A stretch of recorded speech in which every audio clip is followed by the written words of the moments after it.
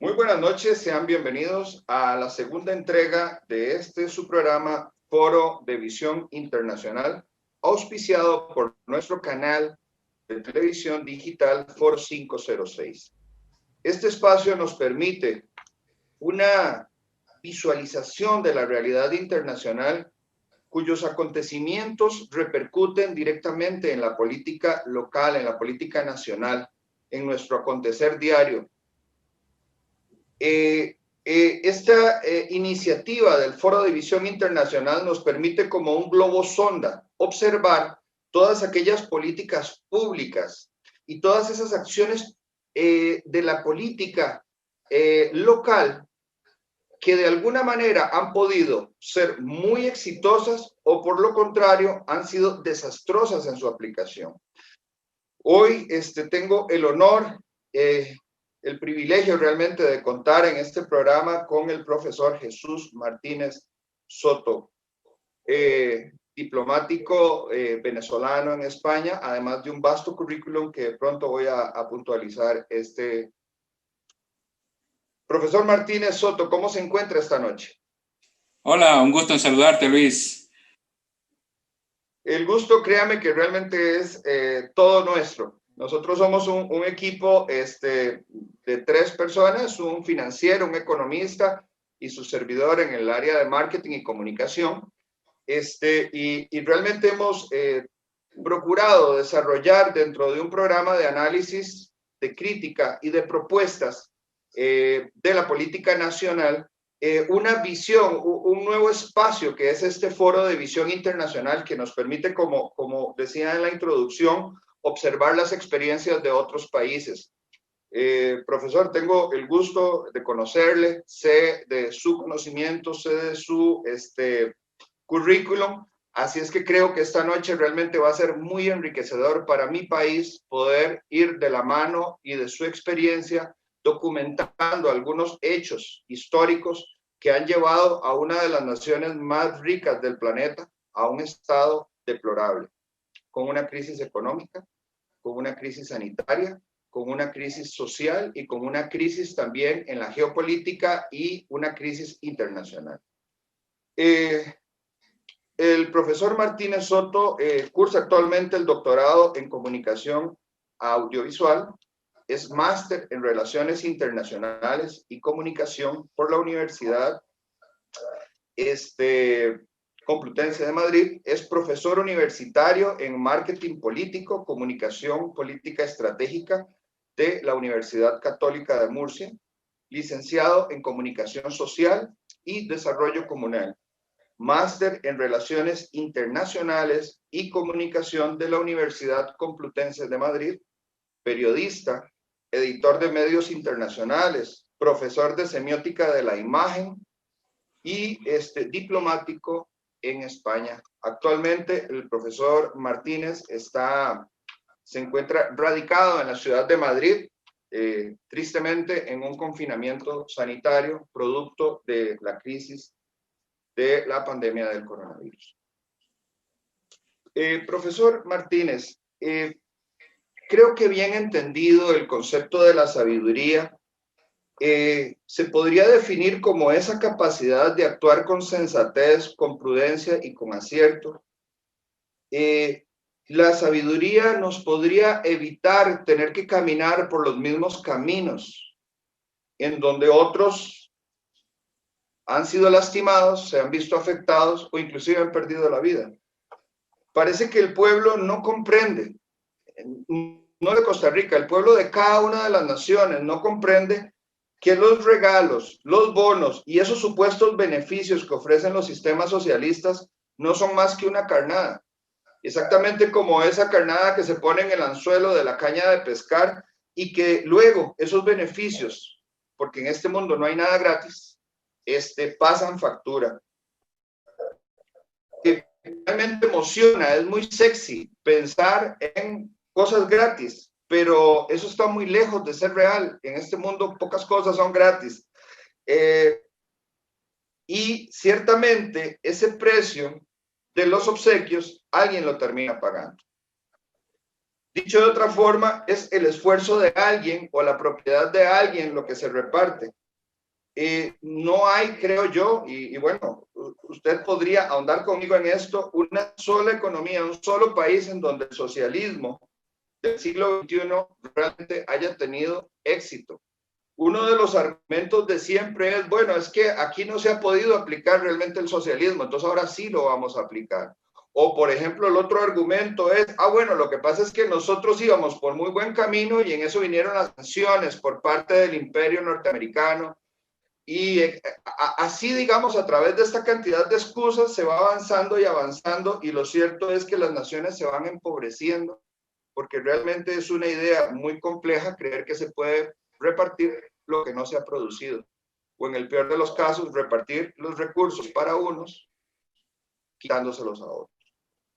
Sin apartarnos de este tema, yo quisiera preguntarle, profesor, dado que usted se encuentra en este momento radicado en la ciudad de Madrid, algunos medios internacionales escriben el gobierno del señor Pedro Sánchez, un gobierno de alianza con el señor Pablo Iglesias, un señor de extrema izquierda, como un gobierno infiltrado, casi que socialista o bolivariano. ¿Cree usted que esta apreciación es correcta o es simplemente un bulo de los medios de comunicación? Bueno, primero que todo, agradecerte de nuevo la invitación a este programa. He visto la entrevista que le has hecho hace poco al embajador de Bolivia. Me ha gustado mucho. Me parece que el formato que están desarrollando es un formato muy bueno porque se presta a la posibilidad de verdad establecer una conversación que sirva de análisis, ¿no?, de las situaciones latinoamericanas en este caso, ¿no? Siempre es bueno mirar con lupa lo que está pasando al vecino. En el vecino y en toda América Latina en general, ¿no? Hablabas al principio sobre la sabiduría y la vinculabas a la precisión, y digamos, aprovechando eso, quisiera hacer una precisión. Has comentado que he sido diplomático. He trabajado en el mundo diplomático, pero nunca he sido diplomático de carrera, ni he representado como diplomático en ningún país. Eso es importante precisarlo. No voy a hacer que luego alguien quiera decir que estoy diciendo que soy diplomático. No lo sé. Pero llegaste a España dentro de una misión diplomática, ¿o? No, yo llegué a España por motivos personales, pero estando aquí trabajé muchos años en los gabinetes de comunicación, asesorando comunicacionalmente a embajadas, ¿no? Claro, claro. Con respecto a la pregunta, si se puede decir que el gobierno actual español pues, pudiera estar infiltrado o algo así con ideologías chavistas directamente, es indudable que hay una relación ideológica y de amistad y de negocios entre algunos miembros del partido Podemos con la dictadura venezolana. Los hubo en el pasado con el presidente Chávez y se mantuvieron, por supuesto, con el presidente Maduro.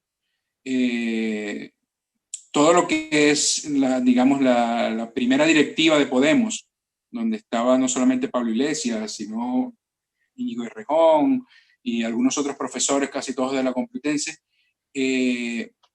asesoraron desde muy temprano al proyecto de la Revolución Bolivariana. Ya desde el momento en el que se planteó modificar la Constitución en Venezuela, pues ellos participaban, ¿no?, de reuniones de asesoramiento para el proyecto político de Chávez. O sea que desde luego hay un hilo conductor, desde luego hay ideas que, digamos, que conviven o que tienen relación entre ambos sistemas de gobierno, por decirlo de alguna forma, ¿no? ¿Qué tanto están penetrando esas ideas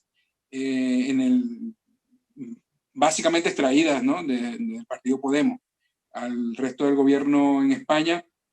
Yo creo que todavía es pronto para saberlo. Ojalá no lo lleguemos a saber ni siquiera, o sea, ni siquiera las lleguemos a ver, ¿no? Claro. Pero bueno, sí es cierto de que hay cosas que se pueden estar viendo en la gestión del gobierno que pueden ser preocupantes. El tema, por ejemplo, de querer intervenir de una forma tan persistente en el asunto de la justicia, es un claro ejemplo del manejo de la política del chavismo. Claro. Chávez estuvo muy claro desde el principio, y luego Maduro también, que el control sobre el poder judicial es clave para poder desarrollar y poder desplegar su sistema político. Claro, y aferrarse de alguna manera para no ser movido, digamos, por las tendencias democráticas internacionales. Ahora, profesor Hay muchos, Martínez. perdona que te ataje, que normalmente cuando uno comenta en algún ambiente aquí en España, ¿no? Ambiente político, alguna tertulia, lo que sea, sobre esta posibilidad de que España pueda, y esperemos que no, tomar un rumbo similar al que ha tenido Venezuela en las últimas 2 décadas, siempre se esgrimen algunos argumentos que pudieran tener cierta lógica, pero que son argumentos muy, muy parecidos a los que usábamos los venezolanos hace 20 años. Hoy en día, tú le comentas esta posibilidad a algún español y te dicen, esto es imposible que pase en España porque España pertenece a la Unión Europea, es imposible porque aquí hay una democracia plena y digamos que tiene un músculo fuerte, etcétera, etcétera, ¿no? O toman algunos parámetros económicos vinculados también casi siempre a la Unión Europea para decir que es imposible que aquí pudiera pasar una pesadilla como la que hemos vivido los venezolanos. Y en Venezuela decíamos lo mismo en el año 1999, 1998, porque decíamos, estando tan cerca de Estados Unidos, es imposible que pase. Cuando nos decían que podíamos terminar como Cuba, decíamos, nosotros no somos una isla, Cuba es una isla. Nosotros tenemos petróleo, Cuba no tiene petróleo. Tenemos a Estados Unidos de aliado y está aquí al lado. Tenemos a Estados Unidos prácticamente de cabeza en Colombia. Y mira, 20 años después, con todos esos peros, la realidad nos ha dicho que se convirtieron en una isla. Que nos convertimos en una isla, hoy más que nunca, de una isla donde la gente está saliendo, sobre todo desde los últimos 5 años, 2014 en adelante, el venezolano que nunca había migrado, que nunca no era una de las características de nuestro pueblo, pues se ha visto en la necesidad de abandonar el país, y hoy en día las cifras, depende donde las veas, pues, pero rondan entre 3 y 5 millones de venezolanos que han tenido forzosamente que salir del país, sobre todo por la situación económica y sanitaria y de crisis general que hay en el país, crisis política también, y ha tenido que abandonar el país, y hoy en día están representando también un problema, sobre todo para los países latinoamericanos del entorno.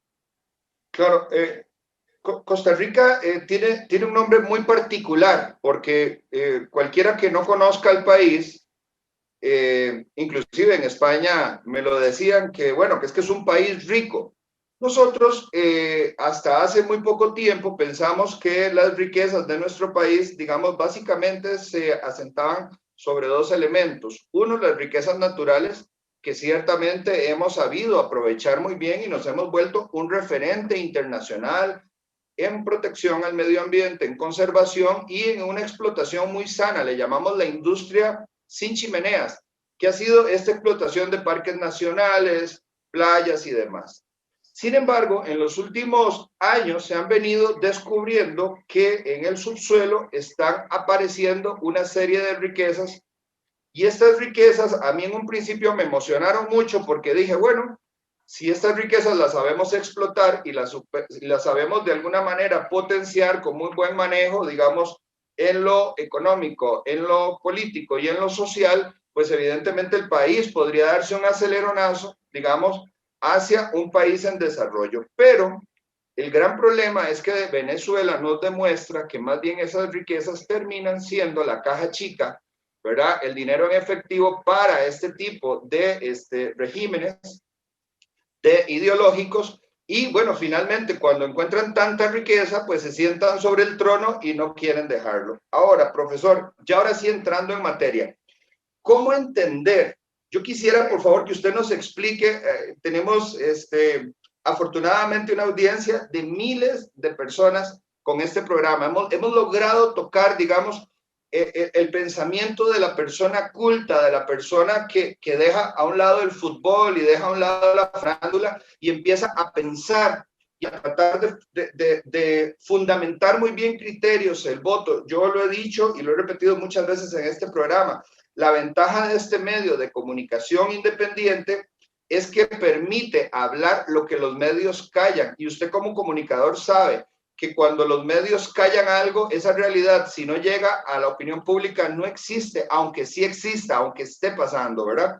Entonces, ¿cómo entender que este país, Venezuela, que está sobre un tesoro babilónico, con las mayores reservas del mundo, incluso por encima de Arabia Saudita, de petróleo, de gas natural, la segunda reserva de oro más grande del planeta, con bauxita, hierro, carbón, diamantes, esmeraldas, una naturaleza exuberante para explotar en esta industria sin chimeneas, recursos hidroeléctricos enormes y ahora con problemas de electricidad. Además, ahora aparece este apetecido mineral que se llama coltán, que se utiliza para la microelectrónica, tierras fértiles, agua abundante.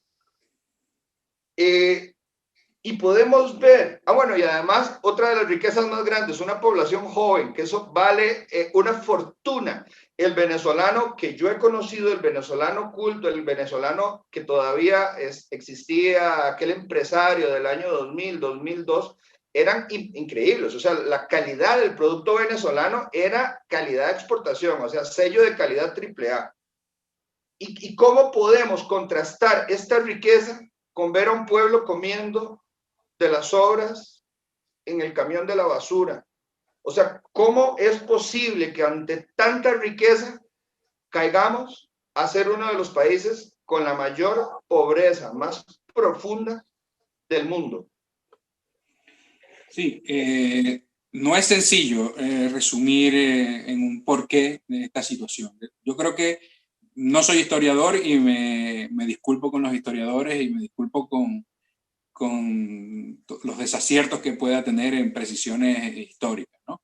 Pero yo creo que para poder explicar esto hay que ahondar un poquito, caminar un poquito en la historia y en los antecedentes al chavismo. Claro. Casualmente, escuchando la entrevista que le hacías al embajador de Bolivia, me pude dar cuenta que nuestras historias en América Latina son muy similares. Seguramente en Argentina también pasó algo más o menos parecido, y en Costa Rica, no conozco la historia de Costa Rica, pero seguramente... Profesor, disculpe, pero siendo usted un docente en el área de semiótica de la imagen, ¿no cree usted que es que se aplica exactamente la misma receta, el mismo formulario? Finalmente, la mente humana termina respondiendo de igual forma ante similares estímulos. Hay que tomar en cuenta que también América Latina había sido tradicionalmente, pues, sobre todo el siglo pasado, vista como un todo, ¿no? Y las recetas que se aplicaban en Costa Rica se aplicaban en Argentina, se aplicaban en Venezuela, se aplicaban en Bolivia, etc. Entonces, viene siendo normal hasta cierto punto que si compartimos una historia tan parecida desde el descubrimiento en adelante, ¿no? Conquista, colonización, las luchas por la independencia, etcétera, pues sigamos teniendo una historia sobre todo vamos a decir, con matices o con picos de gran similitud. Claro. Yo creo que hay que remontarnos en Venezuela. Antes de Chávez, nosotros vivimos un periodo democrático aproximadamente unos 40 años, ¿no? Creo que incluso exactamente de 40 años, porque fue desde que cayó la dictadura de un general, de un militar, Marcos Pérez Jiménez, en el 58, hasta 2010, hasta el 1998, 98. Que se hacen las elecciones con Chávez. Habían pasado 40 años de democracia, ¿no? por lo menos en el que se realizaban elecciones y en el que habían partidos políticos en principio que respetaban las reglas democráticas. Bueno, que esto también se tendría que mirar con lupa, ¿no? Claro. Estos 40 años y esta, digamos, previa al chavismo, también estuvo marcado, y América Latina en general, por lo que se llamó el consenso de Washington, ¿no? Que eran todas aquellas medidas y políticas que desde Estados Unidos, digamos, se intentaba que se aplicaran en el resto de América Latina, ¿no? Medidas sobre todo de corte neoliberal. Estos 40 años de democracia en Venezuela estuvieron marcadas por supuesto, crecimiento. Veníamos de una dictadura que también... Perdón, ¿esa dictadura anterior era de derecha o de izquierda? Es una cosa curiosa, era una dictadura de derecha, como en muchas partes de América Latina para ese entonces, ¿no? ¿Cómo se repite la historia, de Sí, verdad, se en todos los repite. países? Es que Sí, sí, replica sí. igual. De hecho, Marcos Pérez Jiménez odiaba a Fidel Castro con todas sus fuerzas. Pero sin embargo, fíjate que esa dictadura militar de derecha luego fue presentada por el chavismo, por el propio Chávez incluso, como un ejemplo para muchas cosas, ¿no? Pero bueno, fue una dictadura que, aunque fue muy cruenta a nivel de represión política, sí es verdad que también en cuanto a progresos de infraestructura y de crecimiento económico para el país, tuvo muchos aspectos positivos. Digamos que luego vienen unos años en los que la dictadura termina y los principales partidos políticos de ese momento, que eran partidos de izquierda, que hoy, mira estas cosas que yo creo que pasan solo en América Latina, esos partidos que lucharon contra la dictadura de derecha y que eran claramente partidos de izquierda, por ejemplo, Acción Democrática, o partido de centro izquierda, como el social cristiano COPEI, digamos que hicieron un pacto que se llamó el Pacto de Punto Fijo, y se llamó Pacto de Punto Fijo. Muchos venezolanos todavía creo que piensan que en Venezuela hay una localidad que se llama Punto Fijo, pero no tenía nada que ver con esa localidad, sino que ese pacto se firmó entre los, digamos, líderes políticos de ese momento, en la casa de uno de ellos, que era un político, Rafael Caldera, de COPEI, Claro. Que se llamaba Punto Fijo su casa. Y es muy curioso porque ese pacto de la democracia, digamos que fue un pacto de transición política, por llamarlo de alguna forma, nace con Rafael Caldera, en la casa de Rafael Caldera, y también prácticamente muere con Rafael Caldera, porque Rafael Caldera fue el presidente, ya voy a intentar hacer una narración histórica y llegaremos a ese momento, pero fue el presidente que indulta a Chávez después del golpe de Estado, ¿no? Claro. Entonces, digamos que se cierra el ciclo de esa Venezuela democrática que tenía innumerables defectos como democracia, pero que sin duda alguna hoy los venezolanos miramos casi que con nostalgia, ¿no? Digamos, eso es lo primero. En esos años, como te decía, que tuvieron, fue una democracia con bastante cosas negativas también, y una de ellas es que la corrupción en Venezuela llegó a unos niveles bastante importantes, ¿no? Importantes conocidos hasta esa época. Luego se han superado sin lugar a duda. Pero en ese momento la percepción del gobierno y de la política en general por parte de los ciudadanos es que los políticos eran corruptos, que los políticos no conectaban con el pueblo. Y esto es muy importante porque suele ser el pie que da inicio o que impulsa, es el antecedente más importante para que puedan llegar estos gobiernos populistas, ¿no? Lo mismo pasa, en ese sentido se parece mucho a la realidad española actual. Y probablemente también tú lo puedes extrapolar a Costa Rica. En España, la percepción de la gente hace unos 4 o 5 años, cuando en plena crisis aquí, ¿no? Es que el bipartidismo había llegado a su fin, ¿no? O sea, el Partido Popular, Partido Socialista, vendría siendo más o menos el equivalente de COPEI y Acción Democrática en Venezuela. Partidos que estaban vistos como partidos corruptos, que se habían desconectado por completo, ¿no? del sentimiento de la ciudadanía.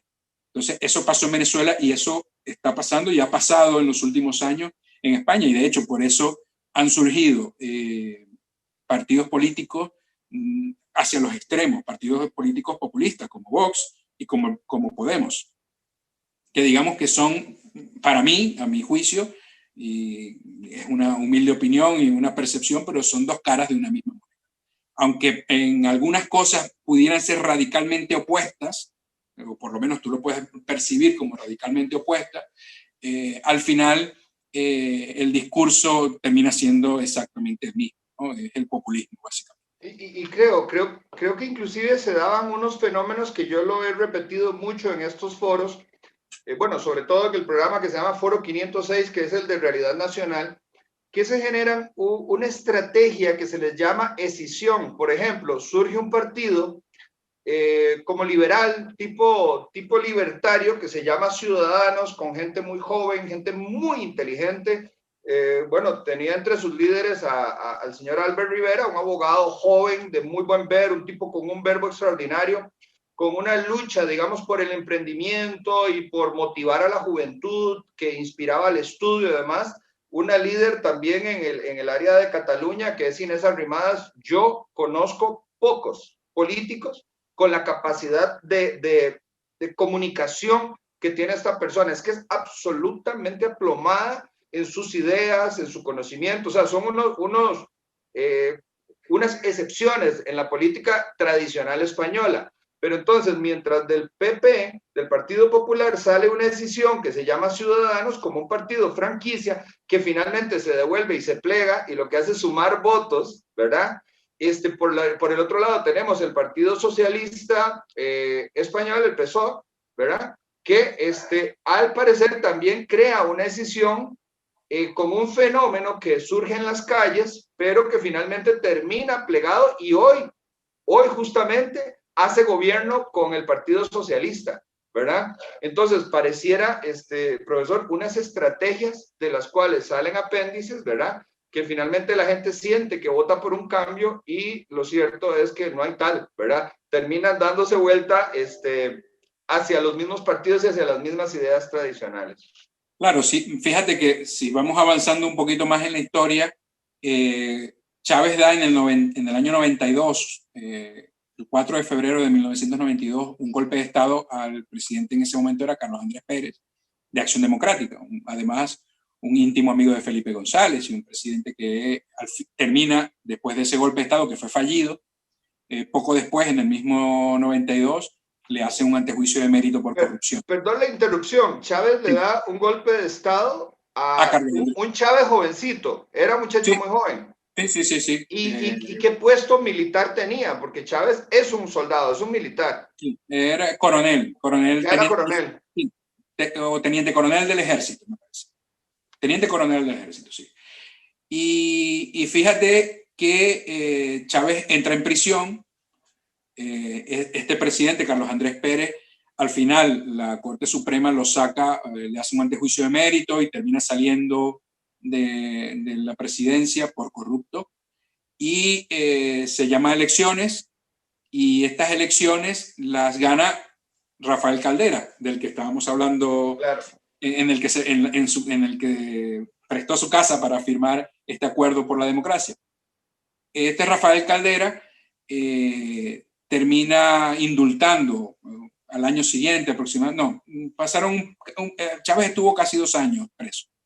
Y Caldera lo indulta en el 94 y comienza Chávez su partido, que se llamaba Partido de la República, y un partido que empezó a nutrirse de pequeños partidos, simpatizantes de pequeños partidos de izquierda.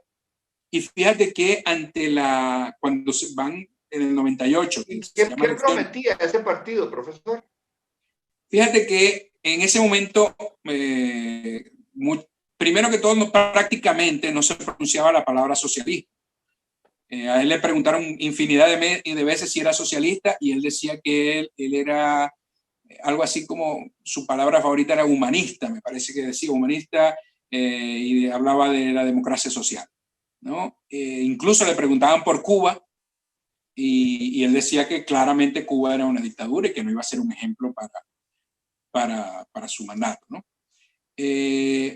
Chávez, por supuesto, la principal conexión de Chávez con la gente fue decir que iba a encarcelar o que iba a acabar con la élite corrupta de Venezuela. Entonces, eso fue el principal mensaje de campaña. Básicamente, claro. Exactamente. Que se parece muchísimo al mensaje de la casta que tiene Podemos aquí o que tuvo, porque lo han abandonado un poco ahora. Morena en México. Morena en México amenazando al PRI. Por ejemplo. Entonces, Chávez con prácticamente ese argumento tenía, digamos, una política de voy a acabar con el pasado, con la corrupción, con los partidos tradicionales y voy a hacer un llamado a refundar el Estado con una asamblea constituyente. Esos fueron los dos enunciados principales de la campaña política de Chávez. Y muy sexy, muy sexy. Sí, subió como la espuma. Muy seductores, ¿no? Claro. Fíjate que en ese momento, paralelo con Chávez, también estaban surgiendo figuras políticas y movimientos políticos parecidos a lo que mencionabas tú de Ciudadanos aquí en España. Uno se llamaba Proyecto Venezuela, que el candidato a las elecciones presidenciales, que fue el segundo, el que quedó por detrás de Chávez, muy poca gente se acuerda de él, de apellido Salas Romer, Luis Salas Romer, tenía un proyecto un poco más de centro, por decirlo así, y también era como decir una nueva cara en la política venezolana. También era una promesa de que iba a romper con los partidos tradicionales. Por eso te digo que se parecía mucho a lo que luego es Ciudadanos acá. Claro. ¿Qué pasa?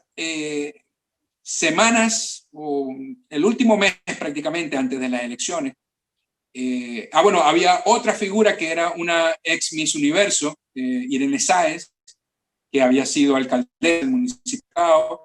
Romer ha sido gobernador de Estado Carabobo, una gestión que por lo menos se percibía como muy exitosa y eso es lo que lo llevó a lanzarse como presidente. Y lo mismo Irene Sáenz, que era la primera mujer que tuvo realmente al principio posibilidades, porque cuando comienza la campaña política ella parte de primero. En todas las encuestas aparecía como la más probable ganadora de esas elecciones. Luego ella se fue desinflando y Salas Romer y Chávez empezaron a subir. Un mes de las elecciones, la verdad que en las encuestas daban como que estaba bastante cerrado la elección entre estas dos personalidades, Salas Romer y Hugo Chávez. Y la oposición venezolana comete el error de tanto Acción Democrática como COPEI, que como estamos diciendo son los partidos que más desconexión habían conseguido con la población, que la población estaba harta del bipartidismo tradicional, pues estos dos partidos deciden retirar a sus candidatos en apoyo a Salas Romer.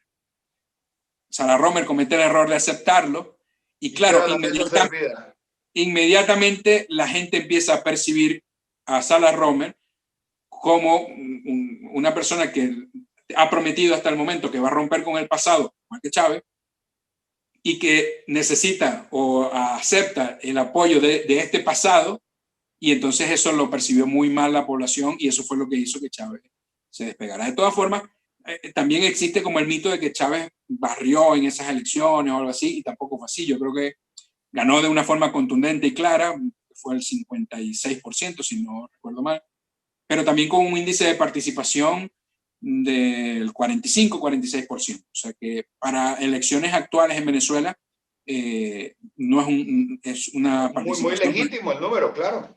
Sí, es por supuesto legítimo, pero es bajo si lo comparamos a participaciones de elecciones como la de 2012, donde participó más del 80% de la población. Entonces, digamos que ese fue el antecedente inmediato y el inicio y el cómo Chávez, pues, después de dar un golpe de Estado, después de estar en la cárcel. Ojo, Chávez estuvo 2 años en la cárcel y en la cárcel recibió periodistas, hizo entrevistas, recibía visitas sin ningún tipo de restricciones. Incluso es en la cárcel donde él conoce a Nicolás Maduro. Es Nicolás Maduro el que se acerca, al igual que muchos otros políticos o muchas otras personalidades. En este momento, Nicolás Maduro era simplemente un sindicalista del sector del transporte en Venezuela. Por eso lo del conductor de autobús y todo aquello. Él era, si no recuerdo mal, pertenecía al sindicato del Metro de Caracas, ¿no? O el sindicato de transportes de Caracas. Era un operador de metro o un autobusero. O sea, más bien un chofer de bus. Sí, no tengo claro si de verdad llegó a ejercer como chofer. Pero era sindicalista del gremio. Era sindicalista, sí. Estaba metido más en la cuestión política dentro del sindicato de trabajadores del transporte. Y él se acerca a Hugo Chávez estando en la cárcel. De hecho, él lo ha contado en varias oportunidades, que él lo conoce directamente, es en la cárcel. Una de las tantas, igual que la esposa, la que fue luego esposa de Chávez, también lo conoció visitándolo a él en la cárcel. Por tanto, a mí me gusta siempre comentar esta anécdota de él en la cárcel, o sea, de cómo era su trato en la cárcel, por cómo luego, hoy en día, viven los presos políticos en las cárceles venezolanas, ¿no? Sometidos a tortura, sometidos a un aislamiento, sin posibilidad de contacto muchas veces con el exterior. Algunos han terminado asesinados, como el diputado Albán, que fue lanzado desde un piso 10 del Helicoide, que es, digamos, la cárcel principal para presos políticos en Venezuela. O un militar que el año pasado, el momento en el que lo llevan a verse con el juez, se desvanece de tantas golpizas y torturas que había tenido, lo llevan al hospital y en horas muere, ¿no? Ese es el trato que se le da hoy en día a los presos políticos en Venezuela. Entonces se compara esta situación, cómo la democracia, con todos sus defectos, trató en su momento al golpista Hugo Chávez, pues, y hay una diferencia tremenda. Ahora, hubo unas épocas de bonanza, ciertamente, porque creo que al igual que aquella suerte que corrió Evo Morales, Aima, en Bolivia, Hugo Chávez llega en un momento determinado en donde el petróleo se sobrevalora, pero de una forma exagerada, llegando por arriba de los 150, 160 dólares el barril. Una vez más, repito, con las reservas de oro más grandes del planeta y de una serie de minerales en un momento determinado. Bueno, la bauxita es uno de los minerales a través de los cuales se produce el aluminio que es un metal muy valioso en la industria de la construcción. Y recordemos que ese fue el boom inmobiliario que después derivó en una crisis inmobiliaria, ¿verdad? Porque se construía en el planeta, pero era una locura en todas partes. Entonces todo esto generó una ola en donde el régimen se monta para surfear, y entonces es muy fácil ponerse medallas del éxito, reducir la pobreza y que llueva durante un tiempo para todos, ¿verdad? Sí, de todas formas, también sobre esto hay que precisar algo, ¿no? Venezuela siempre ha sido un país rico, pero de gente pobre. O sea, antes de Chávez, de hecho, ahí... ¿Y qué es lo que fallaba? O sea, es un sistema educativo que no logra levantar a la población, porque ciertamente también tiene unas universidades increíbles, o sea, con un prestigio internacional. Los ingenieros de la industria petrolera, los ingenieros informáticos, los periodistas, los actores, los productores.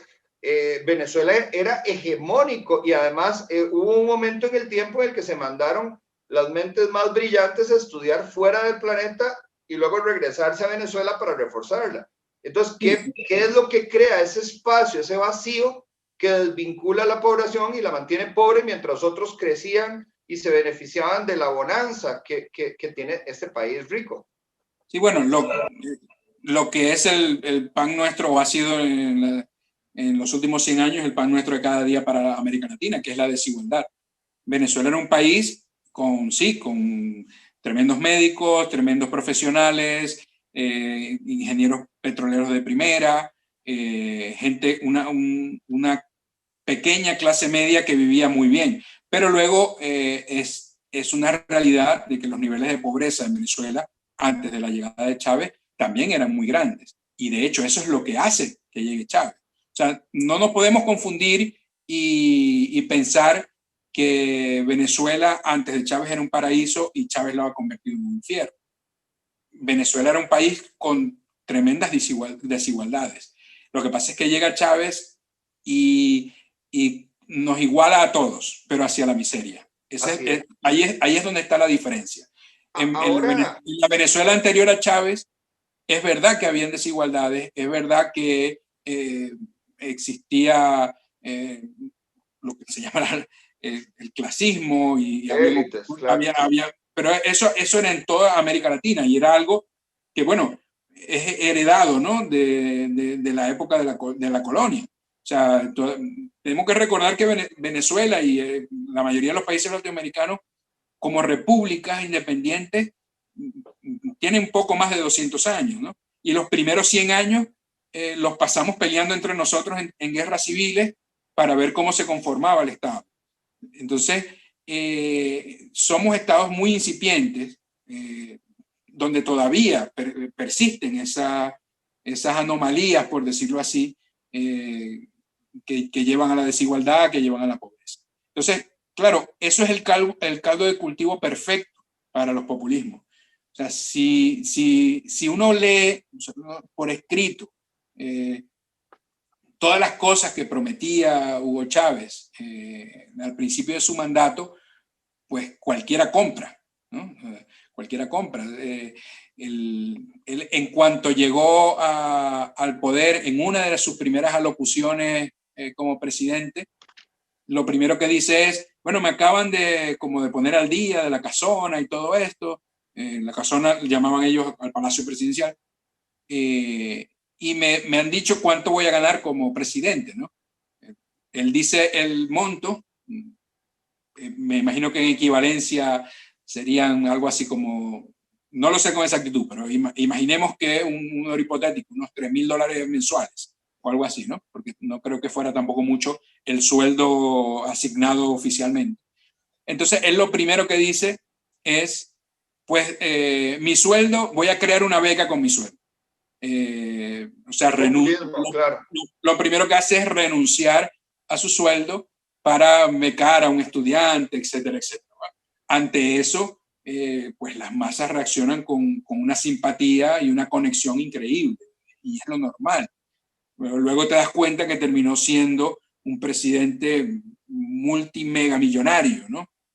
Aunque todos esos millones no pudieran salvarlo de su destino, ¿no? Pero su familia, sus hijas, sus madres, que antes de él llegar al poder eran familias humildes, era una familia humilde, más bien pobre, lo ha dicho montones de veces, pues terminaron siendo una de las familias más ricas de América Latina. Hace unos días, profesor Jesús Martínez, observaba yo un programa relacionado al tema de la pandemia y había una infectóloga argentina muy reconocida que de hecho pues ya le están haciendo todos los problemas del mundo. Y ella decía que la razón por la cual este virus, o la razón que explica por qué este virus mata a unos y a otros no, es porque se le conoce a este tipo de patógenos como enfermedades oportunistas. O sea que para que puedan atacar y matar a una persona tiene que haber un espacio, una grieta. Y efectivamente, estas desigualdades que usted narra en un mundo en el cual a unos venezolanos les iba muy bien y a otros venezolanos no les llovía nada o les iba muy mal o no tenían posibilidad de ascender a través de la escalera de oportunidades, efectivamente crean esa grieta por donde estos ideologías infecciosas se vuelven oportunistas y entran. Ahora, yo recuerdo estar allá en la capital de España, en la ciudad de Madrid, y verle a usted mostrarnos como un tipo de aplicación en donde se veía la evolución de un día para otro del valor del bolívar con respecto al euro, que era una locura. O sea, avanzaba de un día para otro, una semana para otra, no sé, de 800 a 1.600.000. O sea, era una cosa demencial. Entonces, le pregunto yo, ¿qué pasa? Digamos, ¿cómo explicarle a la población costarricense lo que puede derivar de una crisis de este tipo con esa mega superinflación? ¿Cómo vive la gente? ¿Cómo se defiende un ciudadano? ¿Qué pasa cuando escasea el euro, cuando escasea el dólar? ¿Cómo puede un ciudadano venezolano ahorrar? ¿Cuáles son las defensas que tiene a nivel de su economía doméstica? ¿Y cuál es la realidad hoy, digamos, de todas estas circunstancias con el tema de tipo de cambio, de inflación y de la crisis económica? Sí, hay una palabra que es la única que he conseguido yo que pudiera etiquetar, ¿no?, lo que ha pasado en Venezuela en los últimos 20 años. Y esa palabra es saqueo. O sea, Venezuela ha sido completamente saqueada. Simplemente basta con mirar unas cifras que dan propios ex chavistas, o sea, ex ministros de Chávez, luego milagrosamente y oportunamente reconvertidos a la democracia, y que andan incluso muchos prófugos por allí de la justicia.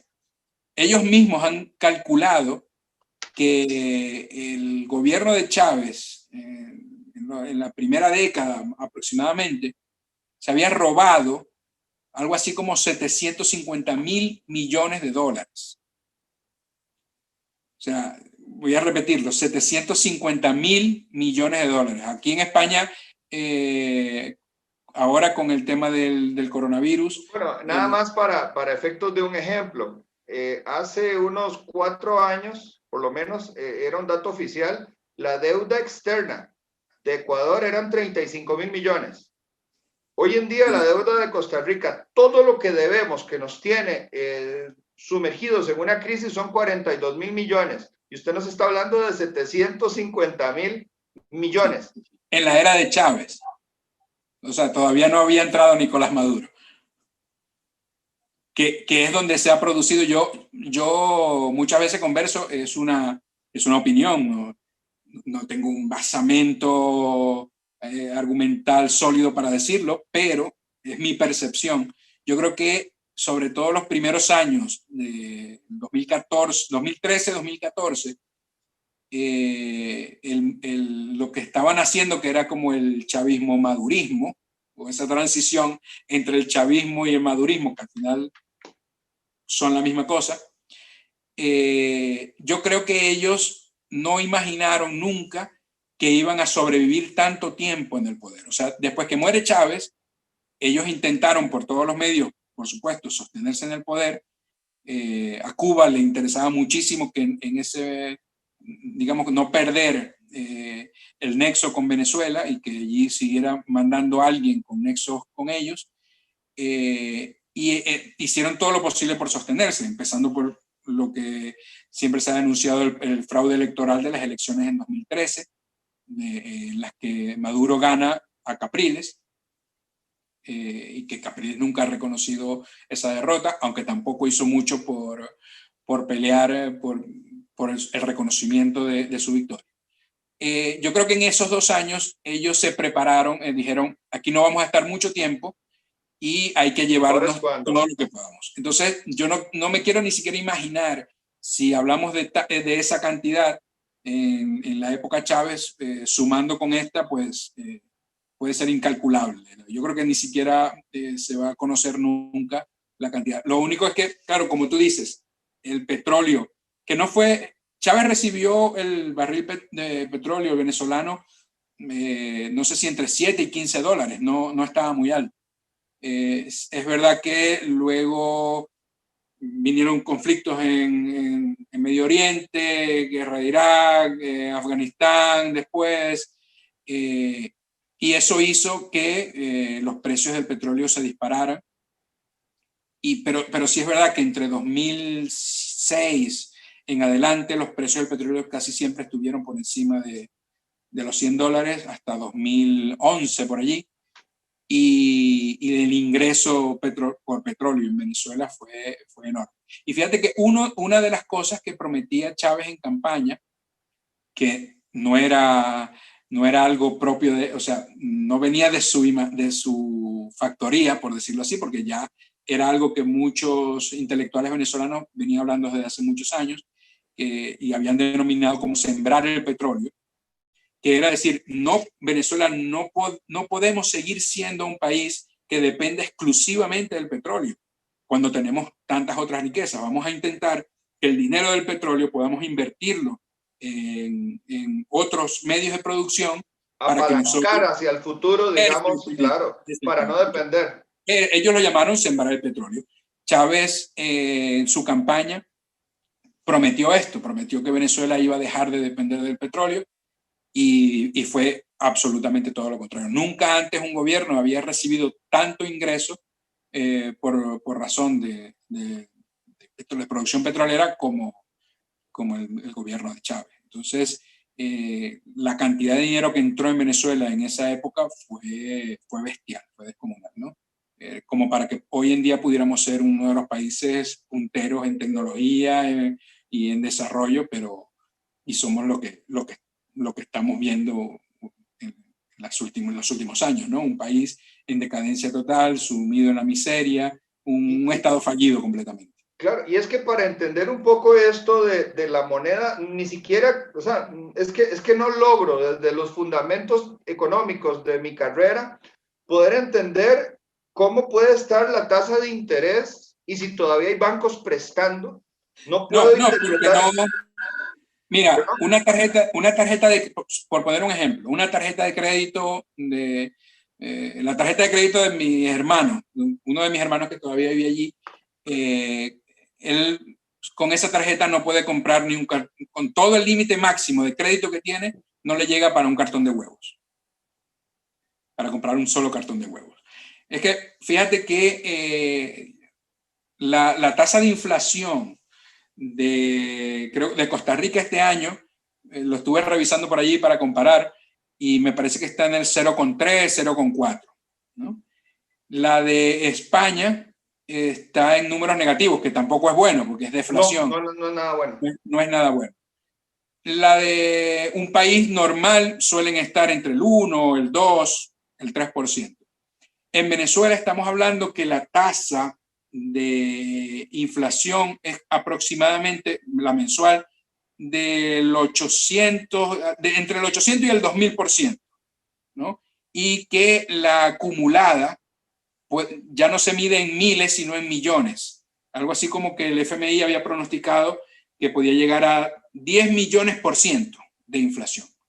Claro, es que esto es imposible de traerlo a la mente, porque usted podría decir, bueno, si yo tengo un dólar, bueno, obviamente no es el caso del dólar, pero si tengo una moneda, el dólar venezolano, por decirle, o el peso venezolano, el bolívar, o el colón costarricense, y pierde 800% del valor, consideremos que un colón que pierde el 100% vale cero. Claro. Entonces, la aceleración, el catalizador que destruye la economía de cada familia, de cada persona, de cada trabajador, es un empobrecimiento, pero acelerado a la velocidad de la luz. Ahora, profesor, el tiempo está volando y necesito hacer una serie de preguntas y respuestas cortas que realmente puedan traernos, digamos, a nuestra realidad, porque yo estaré eternamente agradecido con usted, porque estamos viviendo en nuestro país un gobierno con unas tendencias y parecidos al chavismo increíbles, con un populismo exagerado hacia ciertos gremios, enchufándose a otros grupos empresariales y abandonando todo el tejido productivo nacional. Ahora la gente podría decir, bueno, pero es que es muy injusto tener esa apreciación porque estamos viviendo una pandemia, pero no, llevamos 6 años de un gobierno que cuando el expresidente de la República anterior que también vino con la teoría del cambio y que iban a erradicar la corrupción y un partido de inmaculados que iba a salvar al mundo, resulta que la primera fotografía que se saca del expresidente Luis Guillermo Solís no fue con el presidente de los Estados Unidos, ni qué decir con los vecinos, que es muy importante. Una fotografía con el presidente de Panamá o con el Nicaragua o con el de México o con alguno de Europa. No, fue con Nicolás Maduro. O sea, la primera fotografía que usted se saca es un mensaje muy contundente de hacia dónde usted lleva todas sus energías. Luego, cuando en algún momento es desplazada Dilma Rousseff por un juicio político de corrupción en Brasil, resulta que ponen al señor Temer, y cuando el señor Temer va a dar su discurso en las Naciones Unidas, se levanta al unísono con el grupo de Maduro, en ese caso me parece que era Maduro el que ya estaba, sí. Se levantan y dejan hablando solo en el foro de las Naciones Unidas. O sea, esto da una serie de indicativos que si las personas realmente no los quieren ver, pues lamentablemente los resultados de acá van a ser catastróficos. Pero bueno, le pregunto yo a usted como pregunta y respuesta rápido y contrarrespuesta. Sí. ¿Qué pasó, profesor Martínez, con los negocios, todas aquellas empresas, emprendimientos pequeños, no por decir la industria grande que también ha sufrido? ¿Qué pasó con la cultura, con la televisión que producía Venezuela, con el cine, las telenovelas que eran hegemónicas no solo para Latinoamérica, para todo el mundo? Es que en Venezuela producía las traducciones de las películas, a Venezuela llegaba una cultura enorme, músicos extraordinarios, artistas a nivel internacional, inclusive muchos en Hollywood. Teníamos a José Luis Rodríguez, el Puma, que era el equivalente a Alejandro Fernández hoy. ¿Qué pasa con la economía, con los negocios? ¿Qué pasó en Venezuela? ¿Qué pasó con la producción? ¿Qué pasó con la cultura? Mira, eso sistemáticamente, poco a poco, se fue destruyendo. Y te explico así rápidamente cómo. Chávez gana en el 99. A partir del 2000, ya después de que ha redactado una nueva constitución y se ha aprobado por referéndum aprobatorio de la población, la constitución elaborada prácticamente por él, aunque hubo todo, digamos, un paripé, decimos en Venezuela, digamos, un simulacro de constituyentistas debatiendo y todo lo demás, realmente las palabras que aparecían ahí eran las palabras que Hugo Chávez quería que aparecieran. Y después de esto, eso fue en el 2000. En el 2001, entre 2000 y 2001 hay una ley habilitante donde él hace las reformas, sobre todo la reforma de hidrocarburos y la reforma de ley de tierras. Uno para apoderarse de la industria petrolera y la otra para empezar a expropiar a diestra y siniestra. Ese Chávez que hemos visto tanto expropiese, esto de quién es, no me interesa, expropiese, pues ya vienen desde 2000, 2001. Eso causó la primera reacción de la oposición venezolana, que terminó en una ola de protestas en diciembre del 2000 y que culminó primero con el despido en vivo de los gerentes de la petrolera por Chávez con un silbato. No sé si recuerdas esa imagen. Él con un silbato en la boca nombrando personas. Fulanito de tal. Sonaba el silbato. Despedido. Y así con todos los gerentes de PDVSA, de la industria petrolera. Esto motivó más protestas y terminó en un golpe de Estado en el 2001, abril de 2001. Un golpe de Estado que le hicieron a Chávez, que duró, también fue un golpe, aunque fue en principio exitoso, duró muy poco. Al tercer día ya estaba de vuelta Chávez. Chávez se dio cuenta inmediatamente de quiénes eran sus enemigos y comenzó sistemáticamente a acabar con ellos. Uno de ellos eran, por supuesto, enemigos internos que tenía en la Fuerza Armada, el golpe de Estado y rebeliones que vinieron sucesivas le dieron pie para que él pudiera depurar la Fuerza Armada y crear una Fuerza Armada leal a él, eso es lo primero. Sí. Lo segundo, los medios de comunicación, inmediatamente, bueno, ya había controlado también PDVSA, saliendo de los cargos directivos. los medios de comunicación. A los que no cerró, no les renovó las concesiones, realmente. Ellos siempre hacen esa salvedad. No lo cerramos, simplemente no les renovamos la concesión. Bueno, Claro.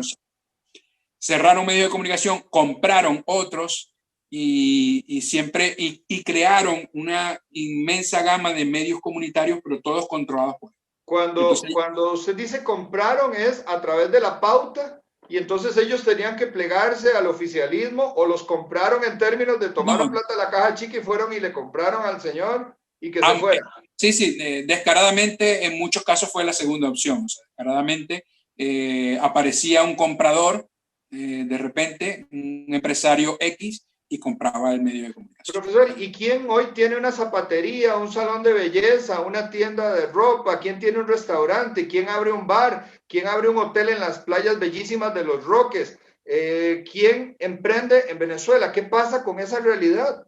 La mayoría es gente que ha hecho dinero con el chavismo. O sea, por supuesto, no, todavía quedan empresarios honestos en Venezuela, gente muy trabajadora. Tengo amigos que, como han podido, tienen familiares fuera que les envían algo de capital y con eso abren una pequeña empresita vendiendo siempre en dólares en Venezuela. Ya el bolívar prácticamente desapareció. O sea, hoy en día, desde un corte de pelo o una lata de atún... ¿Cuánto vale un dólar hoy? Hoy vale algo así como 470,000 bolívares. Que a eso habría que añadir, con eso? Eso habría que añadirle 8 ceros que ellos han quitado a la moneda, ¿no? O sea, estamos hablando millones. De 4.000 millones o algo así, no lo sabría calcular ahora mismo. ¿Qué se compra? Pues menos que acá. O sea, por ejemplo, una pasta de dientes, una crema dental, aquí en Europa cuesta algo así como €1.50 aproximadamente. No sé en Costa Rica si eso, los precios... Posiblemente aquí cuesta 4 euros. Aquí es caro. Aquí es muy caro. Claro, en Venezuela está aproximadamente también eso, en 4 o 5 dólares una pasta de dientes. Pero ojo, el sueldo es de 1 o 2 dólares al mes. Yo crecí escuchando que la pobreza era aquella persona que ganaba menos de $1 al día, ¿no? Nos mostraban las imágenes de África y decían esas campañas para asociarse a ONGs, etcétera. Claro. Decían, en tal país se vive con menos de €1 al día o con menos de $1 al día. Pero es que en Venezuela vivimos con menos de $2 al mes. La pensión no llega a $1. Es algo así como 99 céntimos de dólar. Un día es $1, un día no, porque como va fluctuando, cambia. Pero un pensionado, o sea, mi padre, que recibe una pensión, recibe $1 mensual. Y con eso tiene que vivir. ¿Y quién le da esos $2? ¿La gente realmente trabaja o el gobierno se encarga de repartirle a cada venezolano $2? Exacto. Sí, no, bueno, no, ahí te digo, la economía ha tenido rápidamente en el último año que dolarizarse y eso lo ha hecho con la anuencia de la propia dictadura, porque llegaron a un momento en el que estaban a punto del estallido social por este tema. Entonces, de repente, de la nada, sale Nicolás Maduro en una entrevista hablando de que él veía bien que en Venezuela circulara tanto dólar como bolívar. Entonces, inmediatamente se pasó a una dolarización de la economía fomentada directamente por ellos mismos. Y ellos mismos también lo han usado para lavar su propio dinero. En Venezuela ha sido una gran lavadora de dinero en la última década. En Venezuela ha habido... ¿Qué pasa, profesor? Disculpe la interrupción. Sí, en el campo, con la producción de alimentos, carnes, frutas, la industria alimentaria, ¿existe? Prácticamente. ¿Hay motivación para ir al campo y sembrar alimentos?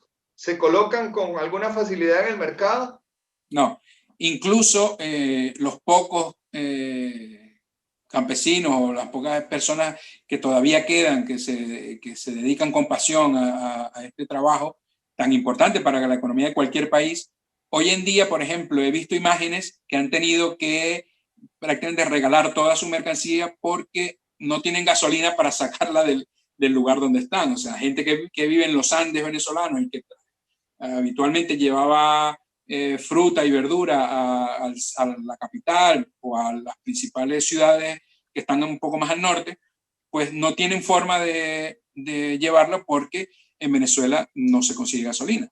O sea, yo tengo familiares dentro de la propia ciudad que hoy en día no se pueden visitar porque, aunque tengan vehículo, no tienen para echarle gasolina. Entonces, se visitan una vez al mes o algo así, caminando 2-3 horas hasta el sitio, exponiéndose, porque no es simplemente caminar, lo que se pudiera caminar, es exponerse a ese estado fallido donde puedes ser víctima de la delincuencia, te puede pasar cualquier cosa, etcétera, ¿no? O sea, es una locura.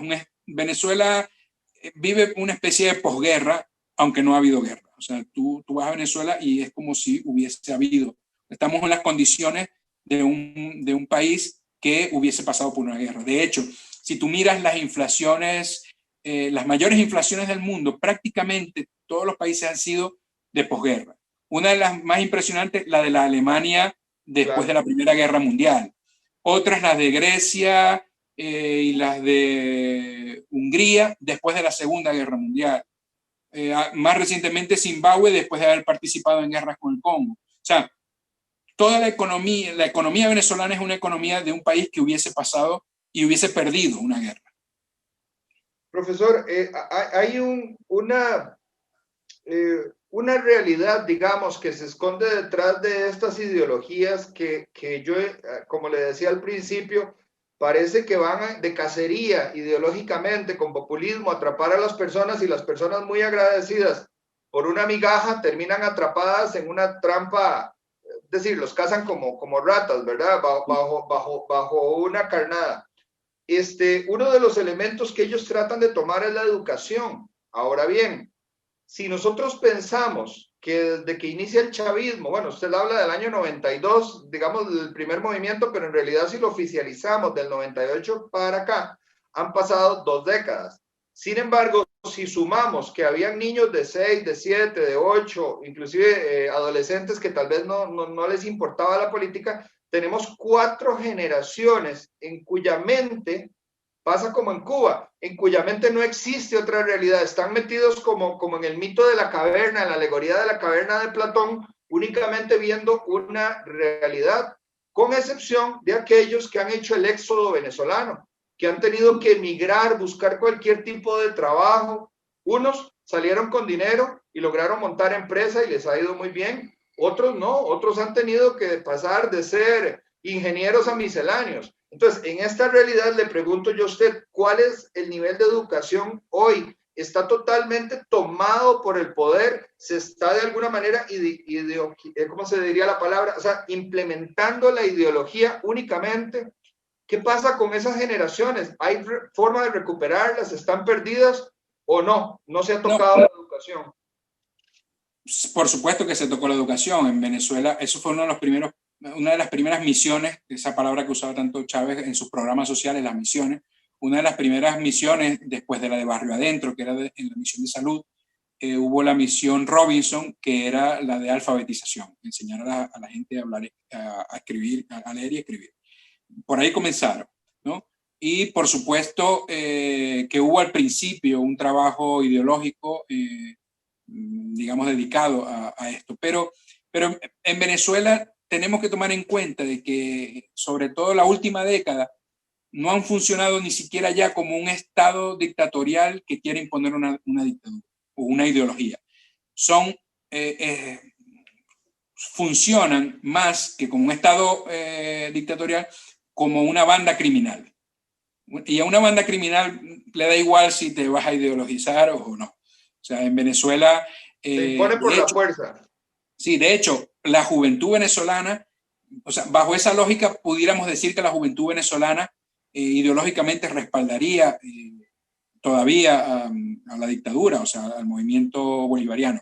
Y no es así. Venezuela hoy es un país, al principio lo hablabas y es lamentable, ¿no? Que Chávez recibe un país con una tasa de edad buenísima, porque creo que el 70% de la población estaba en edad productiva. Eso para un país es fantástico. Una riqueza incalculable, incalculable, sí. Bueno, hoy en día Venezuela es un país de viejos. Yo hablo con mi familia y me dice, esto pareciera una película de zombies.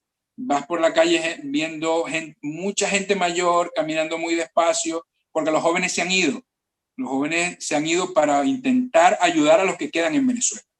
Un venezolano que sale y que puede enviar 20, 30, 40, 50 dólares en un mes, puede ayudar a una familia venezolana, a su familia que quedó en Venezuela, sobre todo a sus padres que no han podido salir. Es la realidad del día de hoy del venezolano.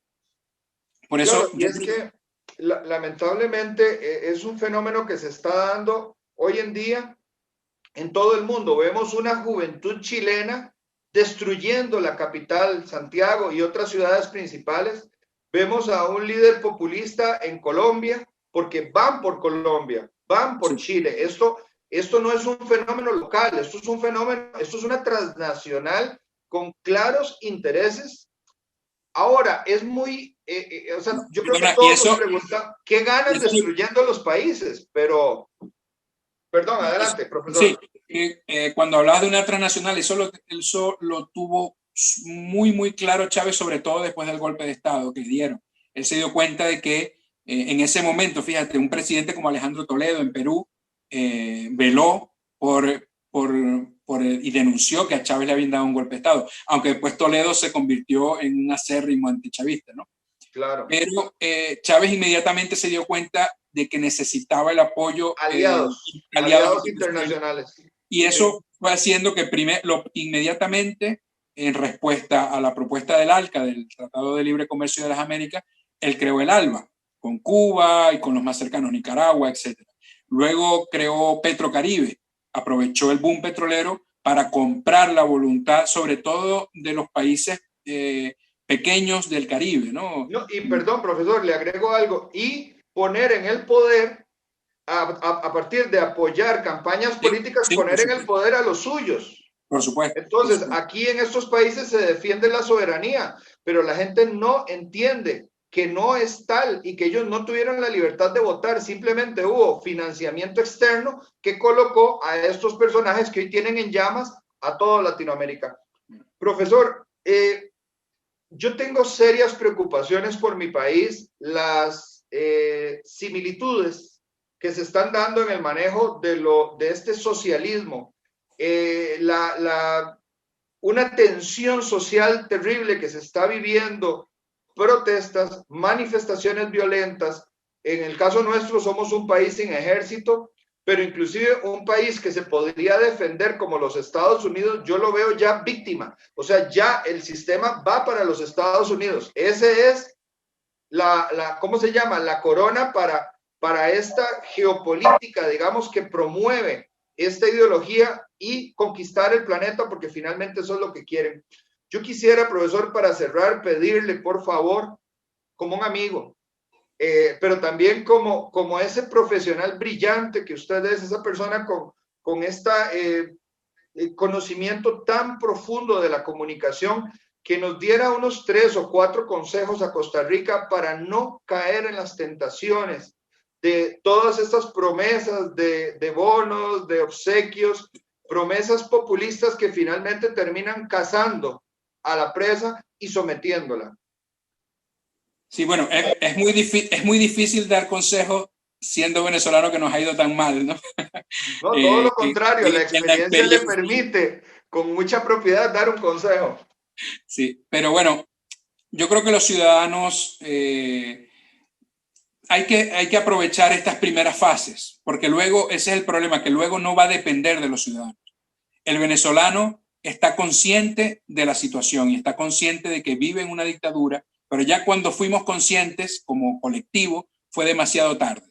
Entonces es muy importante que el ciudadano costarricense, estadounidense, español, de cualquier parte del mundo, pues tome conciencia de su participación política y se intente siempre no dejarse engañar por estas promesas y pensar con cabeza fría, ¿no? Es verdad que nuestras democracias son democracias bastante débiles, son bastante imperfectas, ¿no?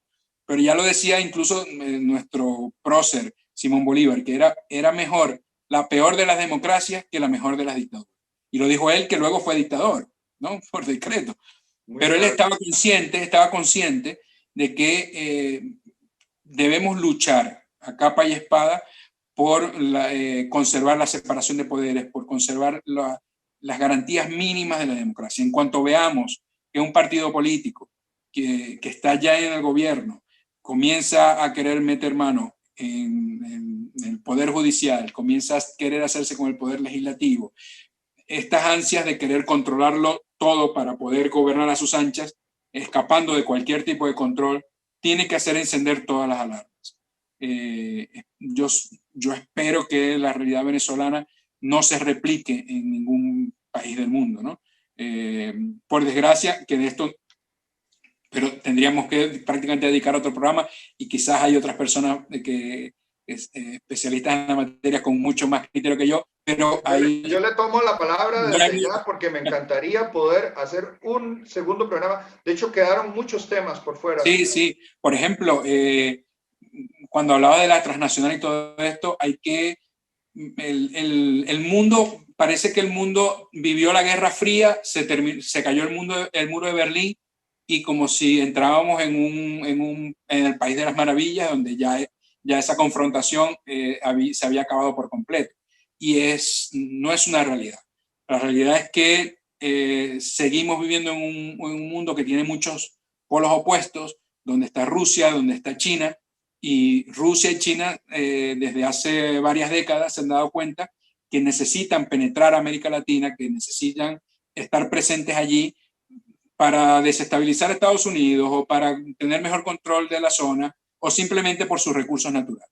Pero hay muchos otros intereses detrás de América Latina que los que simplemente vemos a simple vista, ¿no? Entonces, todo ese tipo de cosas, como ciudadanos tenemos que reflexionar, tenemos que estar pendientes, porque podemos estar cometiendo el error de apoyar sistemas que luego terminan vendiendo nuestro país al mejor postor, que terminan destruyendo los sueños de miles de personas, que terminan destruyendo familias, que terminan dejándote sin educación, sin salud, sin dinero y sin prácticamente esperanzas en la vida. Lamentablemente esa es la realidad que vivimos en este momento. Yo cuando era niño ni en la peor de las pesadillas hubiese visto el mundo que estamos viviendo hoy. Pero creo, profesor, que una vez más volviendo a la analogía de estas infecciones, estos virus patógenos que son oportunistas, y en donde yo quiero creer y quiero transmitirle al público que podríamos vacunarnos ante esta enfermedad. Lo cierto es que quiero creer que la vacuna es el conocimiento, el criterio, escuchar las voces, los consejos de personas como usted que han vivido en carne propia esta situación y que nos narran con tanto detalle los acontecimientos y las circunstancias como se van dando, porque lo cierto es que el manual se repite. Simplemente lo repiten y la gente vuelve a caer en la trampa, y como también encierran, como usted decía al principio, Venezuela decía no somos una isla, pero terminó siendo una isla. Cada uno de los países, cuando escucha únicamente una versión de los hechos, se aísla. Cuando la hegemonía de los medios de comunicación nos atrapan en cuatro paredes o en las páginas de un diario, de un periódico, o inclusive en una horda gigantesca de troles ahora en las redes sociales que empiezan a sembrar dudas en las personas cuando la persona quiere despertarse y salir un poco de la operación diaria de alimentos, digamos, y poder entrar en el pensamiento de la cosa pública, de lo político, inmediatamente lo hacen dudar, inmediatamente toman las televisiones. Hay un tema pendiente que yo quisiera que ahondemos en un segundo programa, y es si realmente está el crimen organizado hoy también en un concubinato escandaloso con estos regímenes autoritarios, pero eso lo vamos a dejar para otro programa. Profesor Jesús Martínez, especialista en comunicación, periodista con conocimiento en diplomacia internacional, muchas gracias de verdad por habernos apoyado esta noche, por haber compartido sus experiencias. Creo que en este segundo programa, además del tema del crimen organizado, vale la pena hablar de las estrategias de comunicación política que se utilizan, que sirven para manipular y para comprar las voluntades. Una vez más, muchísimas gracias, profesor. Muchísimas gracias a ti, Luis Fernando. Muchas gracias por permitir que a través de esta ventana y de todos tus espectadores, pues podamos contar la realidad que estamos viviendo los venezolanos, que es una tragedia y que pues, allí donde podamos ir y denunciarlo, pues allí tenemos que estar. Muchísimas gracias y sobre todo muchísimas gracias a usted. Esta cápsula de visión internacional del Foro 506 nos ha permitido llegar a los Estados Unidos, a todo Centroamérica. Envío un caluroso saludo a mis amigos en México, en Guatemala, en Nicaragua, en Honduras, El Salvador, en Panamá, en Argentina, en Chile, en España, por supuesto, en Madrid, que tengo buenas ya que nos están observando y que nos permiten ampliar el horizonte y salirnos de ese único espacio, de esa caja de pensamiento único y poder ver realidades que finalmente nos van a afectar tarde o temprano en nuestra cotidianidad. Muchísimas gracias, buenas noches, un fuerte abrazo y nos vemos pronto en una nueva entrega de su programa Foro 506 en Visión Internacional. Buenas noches, muchas gracias. Muchísimas gracias, buenas noches. Gracias.